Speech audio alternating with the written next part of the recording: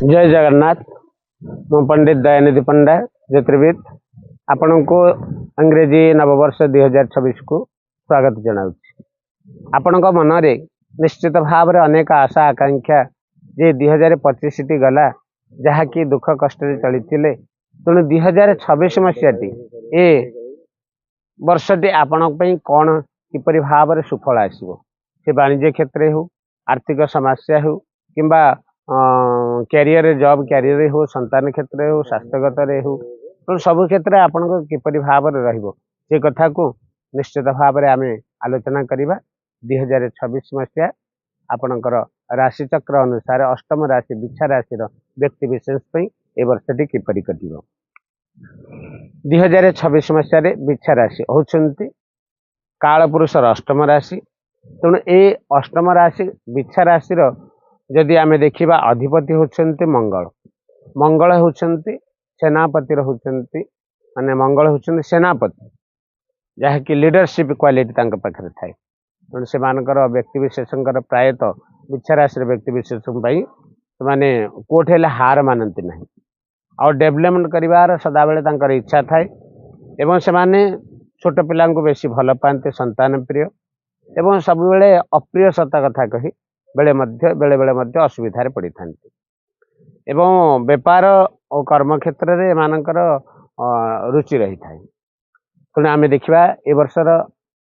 से राशि चक्र जहाँकि वर्षर गोचर कौन रही देखा गले मिथुन अच्छा मिथुन राशि बृहस्पति अवस्थापन कर 1 जून पर्यंत से मिथुन राशि रे जहाँकि अष्टमाधिपति रही अष्टम भाव रही जहाँफल निश्चित भाव किसी असुविधा हो पारे कहीं कहुए अष्टम रे जदि बृहस्पति रहती षष्ठ अष्टम रहिले विभिन्न प्रकार क्षति होता है। तेणु अष्टम अच्छा नवम स्थान को 2 जून 2026 प्रत्यागमन करेंगे जहाँफल कि आपणकर नवम स्थान रे बृहस्पति रहा फल आपणकर जो अधूरा काम गुड़िक रही पूर्ण हो। एबे देखिबा शनिंकर शनि रही मीन राशि रे पंचम भाव रे रही तेणु शनिंकर दृष्टि मध्य शुभ दृष्टि रही तेणु आपणकर से साधारण भाव में 25/11/2026 बा ये पर्यंत टिके समस्या रही किंतु निश्चित भाव में आपणकर भल रही। जदि देखिबा हेल्थ विषय ए वर्षटी अष्टम बृहस्पति रही एवं राहु रही 25/11/2026 पर्यंत जहाँकि राहु रही चतुर्थ भाव में आपण राशि ठार चतुर्थ भाव में राहु रही तेणु से राहुंकर मध्य शुभ दृष्टि रही शुभ दृष्टि फल आपणकर जो कार्य गुड़िक अधूरा रही पूर्ण हो। तेणु हेल्थ विषय देखा प्रथम आम देखा हेल्थ बा स्वास्थ्यगत तेणु मानसिकत अशांति रही अष्टम जी बृहस्पति रहा हेतु मानसिक अशांति द्वंद्व भाव प्रथम हेल्थ समस्या को टिके जगिबा पड़ो कहीं वर्क लोड हो हेतु मध्य समस्या देखा दे पारे एवं शरीर भितर विभिन्न प्रकार जोटा कि डाइजेशन न एसिड हो सर्जरी हवा पेट समस्या देखा ये समस्या मध्य देखा दे पारे अष्टमाधिपति जेहेतु बृहस्पति अच्छा। आर्थिक स्थिति को जदि देखा द्वितीय स्थान रे धनुरे अच्छा धनुरे रही 4टी राशि जहाँकि बुधादित्य जोग सृष्टि कर डुआल इनकम सृष्टि कर जहाँफल आपणकर जो वाणिज्य क्षेत्र व्यापार क्षेत्र वृद्धि हे साइड बिजनेस आसो एवं सरकारी सूत्र किसी अर्थ लाभ होबार संभावना रही एवं एजुकेशन किसी लाभ हो पार ये भाव में आपणकर आर्थिक स्थिति को ए वर्षटी मजबूत रही। पारिवारिक जीवन जदि देखा बिछा राशि व्यक्ति विशेष वर्षटी मध्यम रही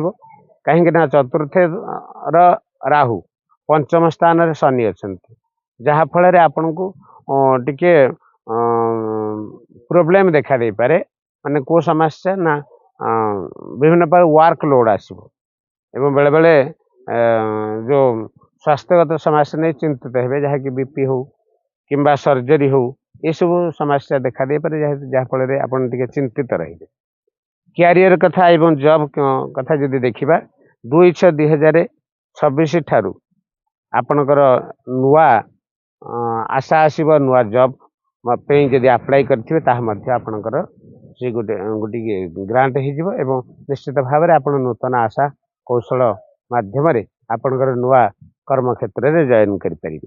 एवं प्रमोशन एवं चाकरी क्षेत्र में प्रमोशन रही जदि आपण कौन मेडिसिन सेक्शन रे हो कि कौन मीडिया सेक्टर रे हो काम कर वर्षटी बहुत भल रही जदि पंचम भाव टी देखा पंचम